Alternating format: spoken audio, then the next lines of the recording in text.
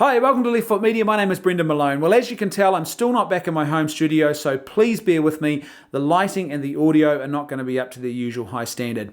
Leaving that aside, this video is about an article that I read in my local newspaper, or actually on the website of one of my local newspapers a couple of days ago, and it's titled, "It's Time to Ditch the Tradition of Asking a Dad for His Daughter's Hand in Marriage." As you can imagine, this article was written by a self-professed feminist, and she's declaring to the world here not just how outdated or sexist she considers this practice to be, but just how heinous and terrible and unjust she considers this idea of a man going to the father of his girlfriend and saying to her father, "Look, can you give me your blessing before I ask your daughter to marry me?" She thinks that this is this terrible, awful act. Let's have a look at what she actually said. And she's responding here, by the way, to a survey that was conducted back in 2015, and it found that 77% of men who were surveyed had actually gone to the father of their girlfriend and had asked for his blessing before asking for their girlfriend's hand in marriage. Here's what she had to say about that. "But why do we have such a long-term commitment to a tradition that is not only outdated, but seriously smacks of sexism? Those 77% are mindlessly following a tradition that hasn't had a modern modification since its birth in the 11th century, where women were handed from one man, her father, to another man, her husband, as property. It was a business deal." Now, she's made several claims there, and none of them are true. First of all, there's a bit of a factual error here. She's claiming that this practice only began in the 11th century. I'm not sure why she's claiming 11th century as the beginning of this practice, because obviously it goes back a lot further than that. But leaving that aside, the three claims that she's made about this are: number one, that it's sexist; number two, that the woman is being treated as a piece of property. She's being handed over like a piece of property would be handed over in some sort of deal where property or items or chattels of some kind exchange or change hands. And lastly, she's claiming that this is a business deal. Now, all three of those claims are quite clearly absurd because they are quite clearly false.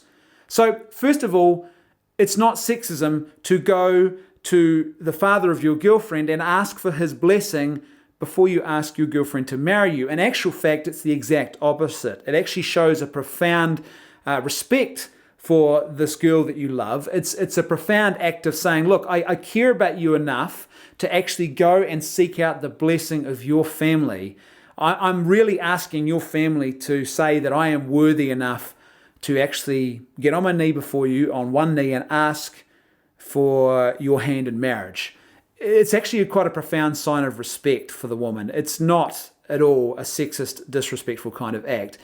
Secondly, it is not a trading of property at all. The woman is not being treated as property. Look, I've been involved in various deals where, like for example, when we sold our last house, there were certain chattels which changed hands in that deal. Now, my wife and I didn't go to those chattels like the dishwasher and ask the dishwasher for consent because we didn't need to. That's how you treat a piece of property. You don't get consent from the piece of property. But obviously what happens here is the man goes first of all to the father and he asks for the father's blessing. So he's not saying, "Hey, look, can I have your daughter? Can you hand her over to me?"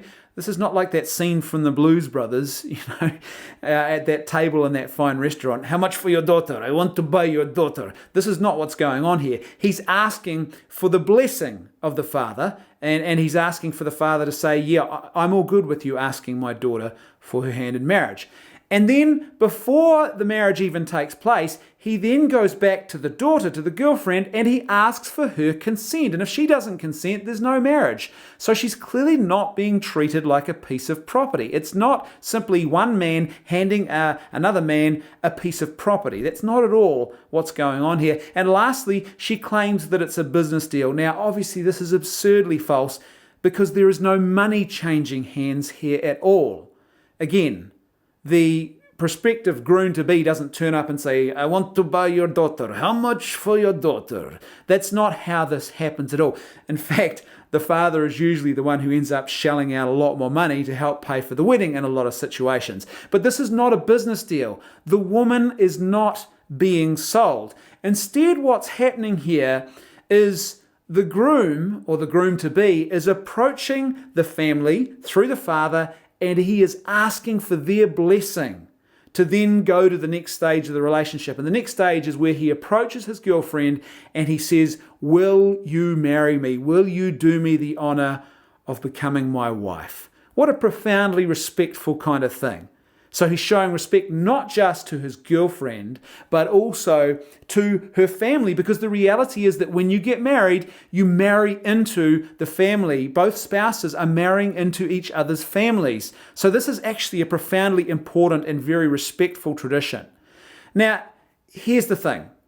I think that any man who doesn't want to do this, I would suggest to any lady, I'll be saying this to my daughters, any man who doesn't actually want to approach your father and ask for his blessing, you need to be very, very wary of. There's two reasons why he might not want to do this, all right? Number one is he might not want to approach your father because he just can't be bothered.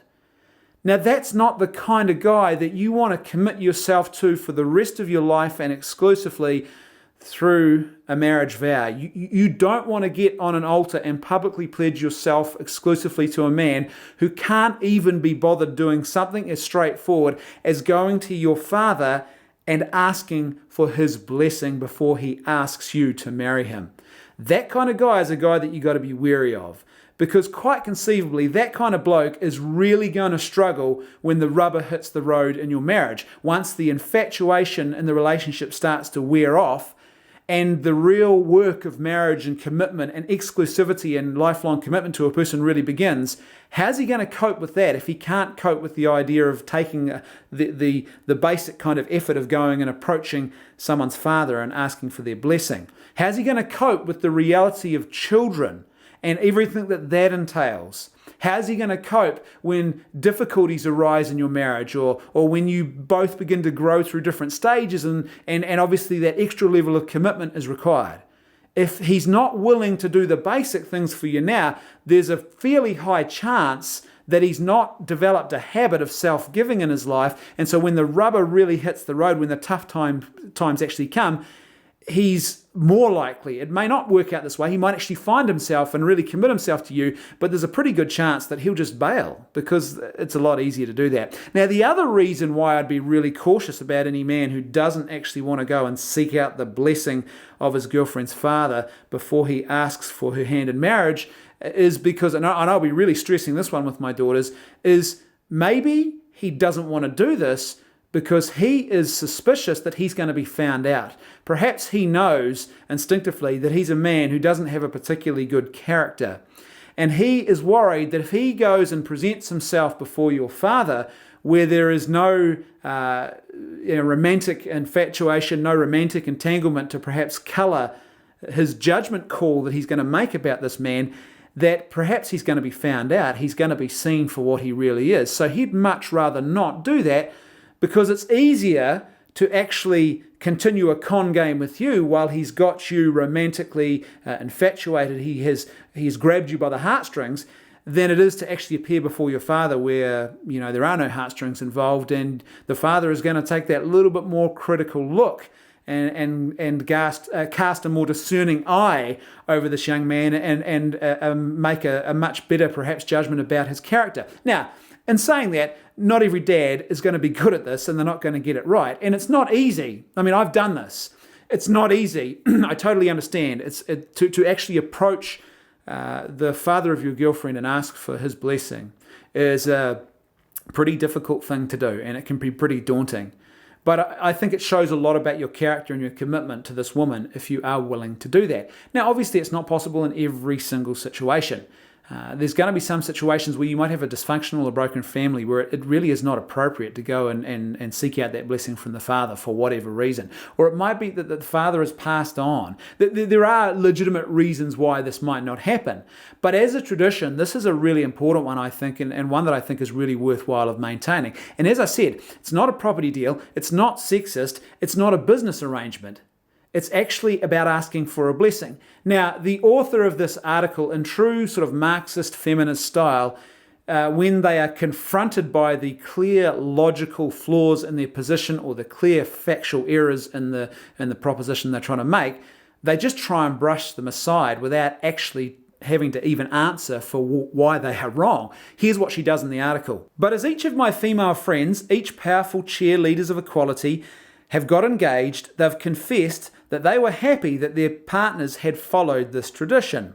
Most claimed it was about respect for their father, retitling it as seeking a blessing rather than asking for permission. But rename and repackage away, the message is clear: we don't want to upset our dusty, fusty fathers. Now this is absurd because what she's trying to do here is avoid the blatantly obvious flaws, like the blatant falsehoods in what she's saying. She's trying to claim, well, you can call it whatever you want, but you're still being treated as a piece of property. This is still a business arrangement where you're being sold. This is still someone treating you in a really sexist fashion. No, clearly, as your friends have tried to explain to you, no, that's not what's happening. But in true Marxist feminist style, you get so committed to the ideology, you can't see beyond it, the blinkers go on, and not only that, but you'd rather be dishonest than actually accept that you are wrong in your thinking here.